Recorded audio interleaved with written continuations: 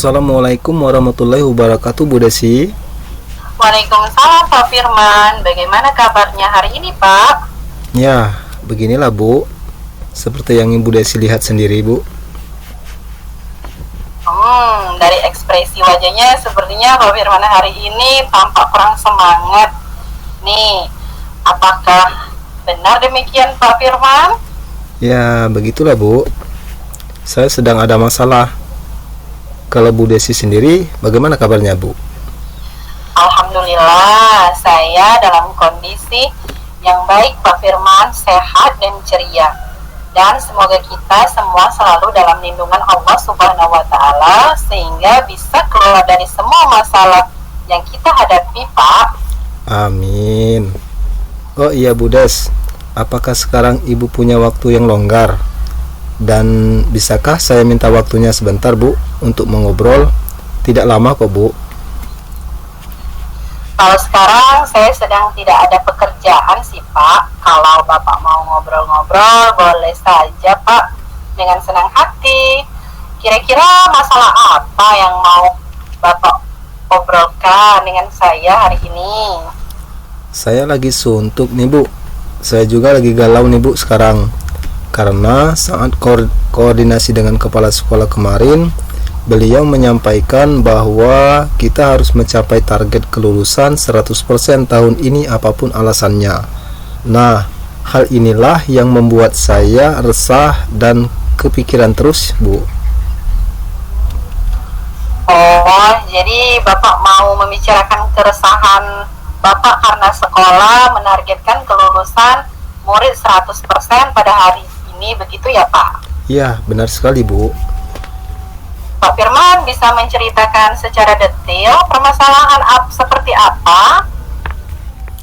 Jadi seperti ini Bu, saya mempunyai 2 murid di kelas 6 yang jarang sekali mengikuti pelajaran saya. Kemudian ada lagi 1 murid yang tidak pernah mengikuti pelajaran saya. Akhirnya mereka tidak memiliki nilai sama sekali pada pelajaran saya.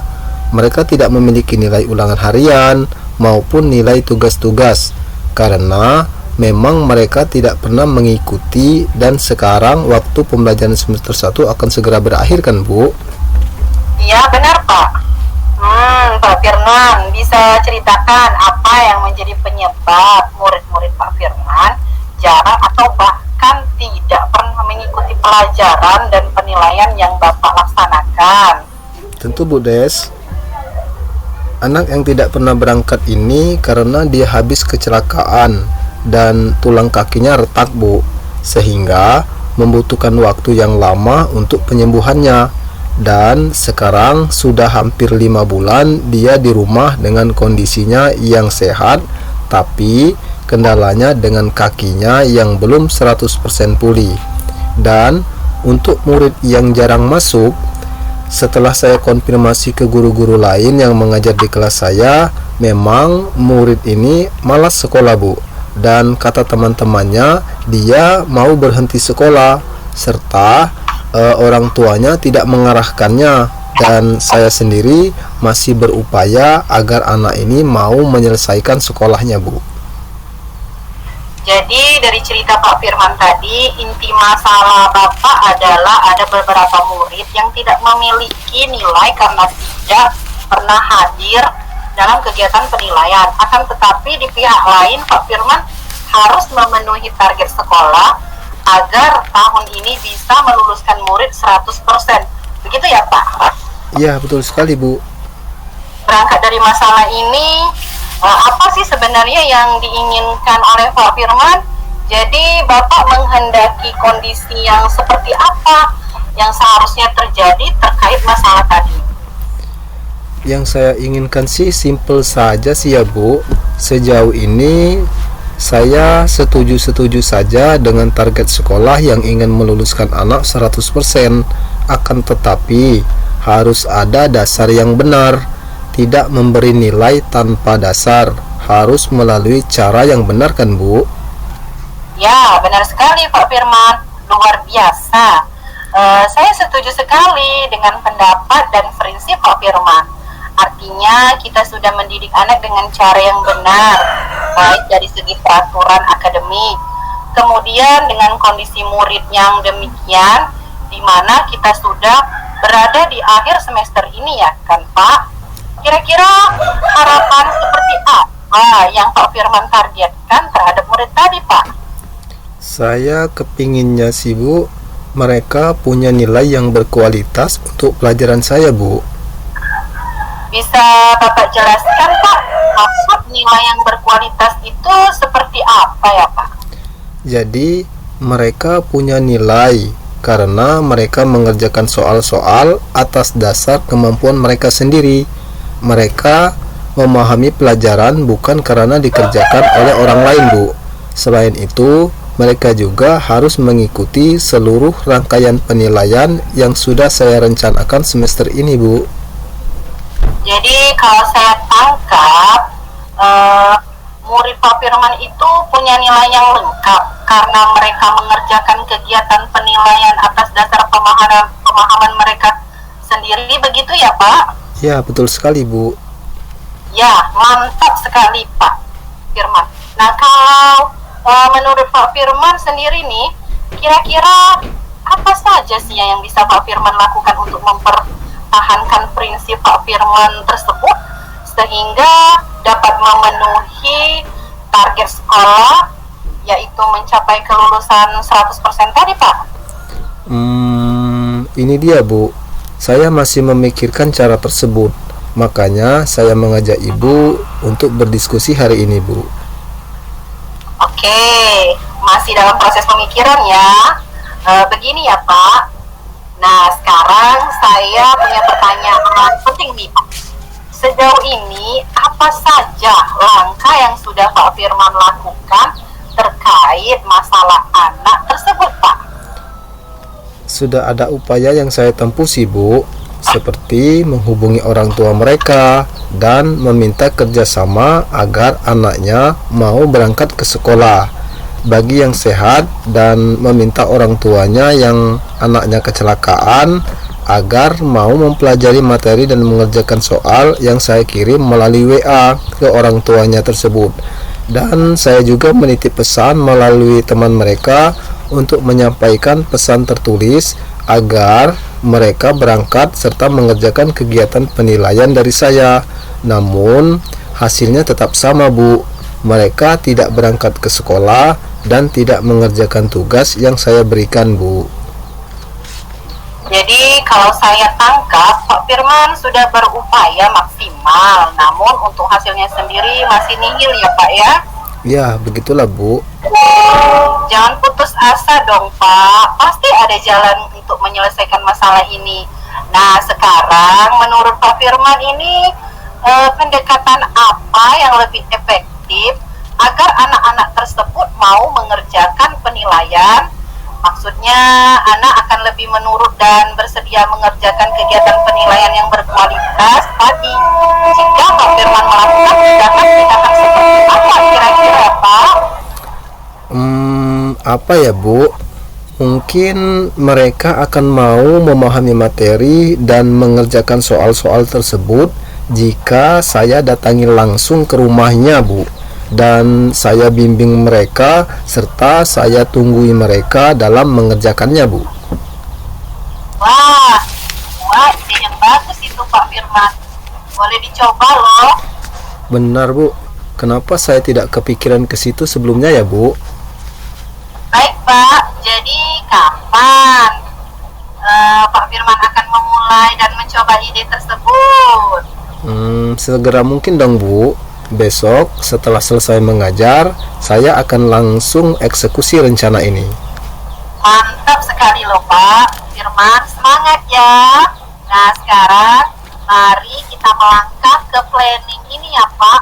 Kalau mempertimbangkan ada 3 murid ini ya Pak yang tidak memiliki nilai tadi ya Pak, dan mengingat ada jumlah tagihan penilaian, kira-kira bagaimana perencanaan jadwal pelaksanaan Pak Firman?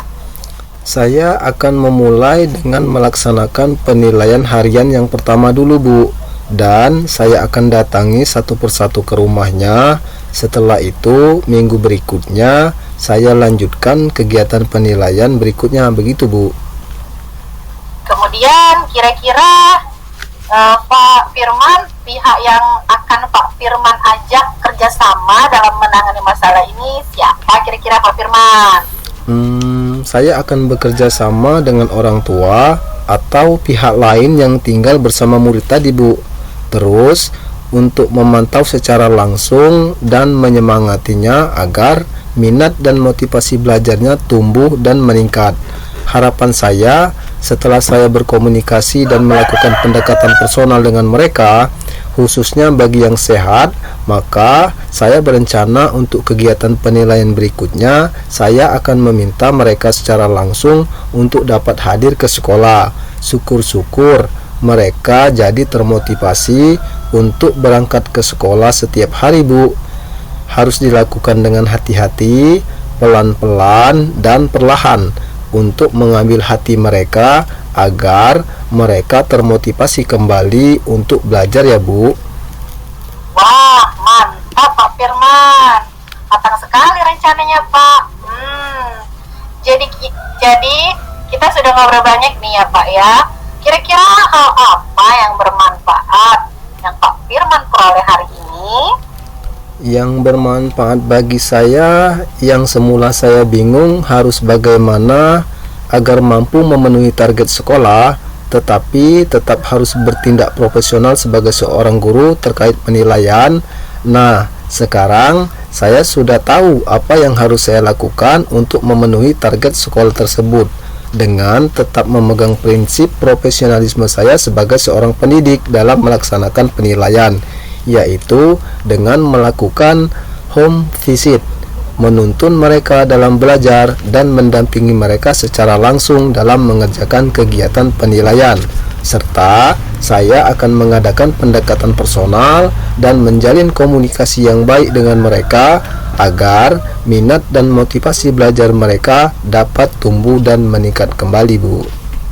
Ya, pertanyaan terakhir saya ya Pak, bagaimana perasaan Pak Firman setelah kita ngobrol banyak hari ini?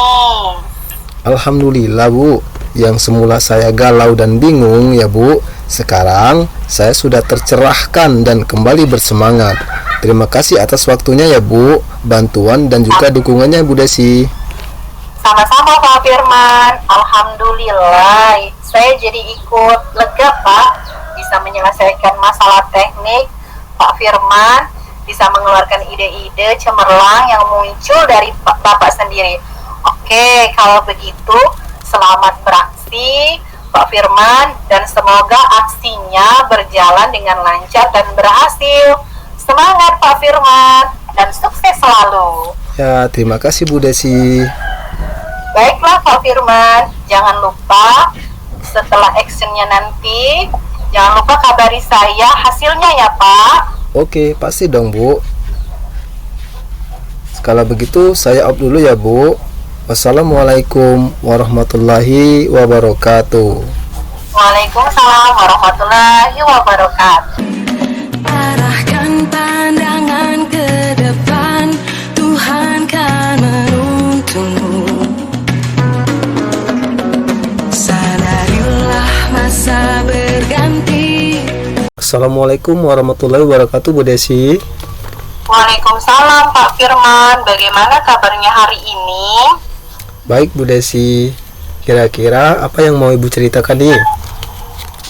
Begini Pak Firman, akhir-akhir ini saya merasa murid di kelas yang saya ajar kurang antusias dalam menerima pembelajaran dari saya. Selain itu, jumlah murid-murid saya yang mengerjakan tugas hanya 50% tiap muridnya.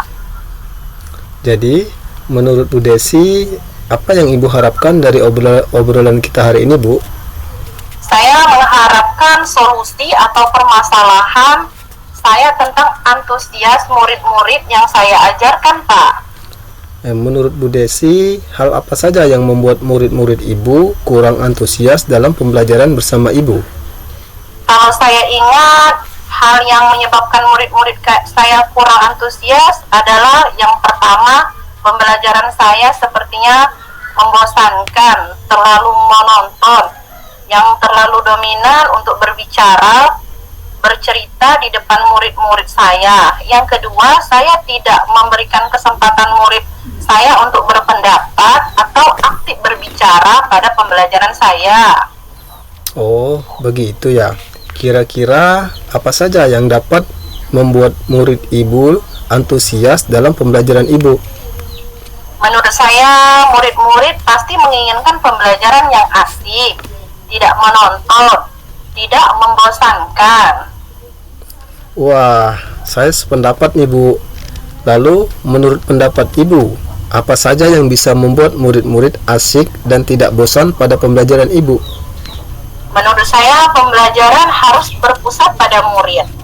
Murid diminta untuk aktif dalam pembelajaran, kemudian adanya ice breaking ataupun game supaya pembelajaran lebih menarik. Lalu, mengenai tugas yang diberikan kepada murid-murid ibu, apakah penyebabnya sehingga kurang antusias dalam pengumpulan tugas? Kemungkinan karena tugas saya terlalu banyak dan berisi banyak pertanyaan tanpa saya memberi sumber belajar yang benar. Kalau boleh tahu, ibu menggunakan sumber belajar apa saja ibu di kelas? Saya biasanya menggunakan buku, teks yang ada di perpustakaan, Pak. Adakah sumber belajar lain selain buku teks, Bu? Saya pikir banyak sih, Pak, sumber belajar seperti video di YouTube, artikel di blog, ataupun tulisan ilmiah di internet. Atau bisa juga menggunakan aplikasi yang tren saat ini seperti TikTok, Reels di IG, dan Reel di Facebook. Nah, betul sekali Bu. Saya yakin sekali bila ibu menggunakan berbagai macam sumber belajar, pasti akan membuat murid-murid antusias dalam pembelajaran. Jadi, sekarang apa rencana ibu untuk menyelesaikan masalah ini, Bu? Yang pertama, saya akan merancang pembelajaran yang mengasihkan dengan menggunakan sumber belajar yang beragam seperti video di YouTube atau TikTok. Kemudian yang kedua, saya akan memberikan tugas tidak terlalu banyak. Kemudian bentuk tugasnya juga sesuai dengan minat dan bakat murid-murid saya. Istilahnya, saya akan melaksanakan pembelajaran berdiferensiasi sehingga murid tidak terkesan dipaksa, tetapi mereka memang senang mengerjakan tugasnya. Misalnya menggunakan bentuk drama, lagu, puisi, pantun, laporan digital. Bagus sekali rencananya, Bu. Mudah-mudahan berhasil ya. Apa komitmen ibu terhadap rencana ini, Bu? Saya berkomitmen untuk selalu membuat rencana pembelajaran yang mengasihkan, menggunakan banyak sumber belajar untuk eksplorasi materi, sehingga murid-murid saya dapat menjalankan merdeka belajar, dan saya akan membuat murid-murid saya senang dalam kegiatan eksplorasi materi. Tanpa ada unsur paksaan, akan saya serahkan pemilihan sumber belajar pada murid-murid saya sendiri, Pak. Wah, bagus sekali, Bu. Saya sangat mendukung. Mudah-mudahan semua berjalan lancar dan sesuai harapan ya, Bu. Kapan kira-kira ibu akan mulai melaksanakannya, Bu? Insya Allah secepatnya saya akan laksanakan, Pak. Dan bagaimana perasaan Ibu Desi setelah kita melakukan sharing bersama hari ini, Bu? Perasaan saya senang sekali, lega dan terbuka karena telah menemukan solusi dari masalah yang saya hadapi. Terima kasih Pak Firman atas waktunya untuk sharing hari ini. Mudah-mudahan kita semua bisa menjadi guru yang selalu dirindukan oleh murid-murid kita. Amin. Amin. Sama-sama Bu Desi. Kalau begitu saya izin dulu ya, Bu. Wassalamualaikum warahmatullahi wabarakatuh. Waalaikumsalam Pak Firman.